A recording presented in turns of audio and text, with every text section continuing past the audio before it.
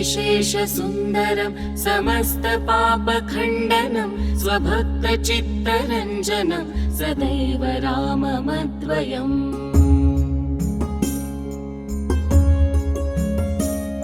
जटाकलापशोभितं समस्तपापनाशकं स्वभक्तभीतिभञ्जनं भजेह राममद्वयम्।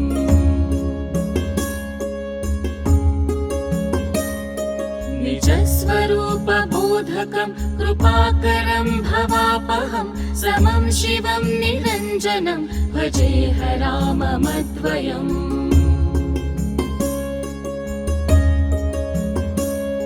सह प्रपञ्चकल्पितं ह्यनामरूपवास्तवं निराकृतिं निरामयं भजेह राममद्वयम्।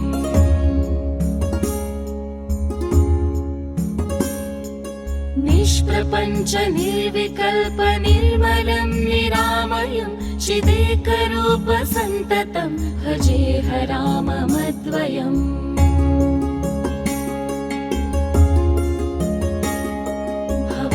भवाब्धिपूतरूपकं यशेषदेहकल्पितं गुणाकरं कृपाकरं भजेह राममद्वयम्।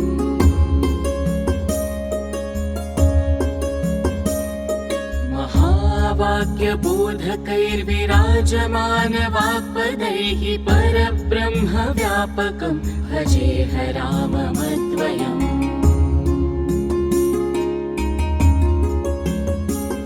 शिवप्रदं सुखप्रदं भवच्छिदं भ्रमापहं विराजमानदैशिकं भजेह राममद्वयम्।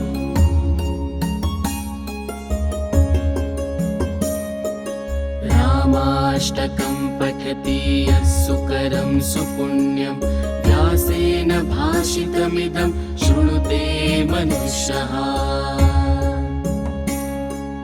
विद्यां श्रियं विपुलसौख्यमनन्तकीर्तिं सम्प्राप्य देहविलये लभते च मोक्षम्।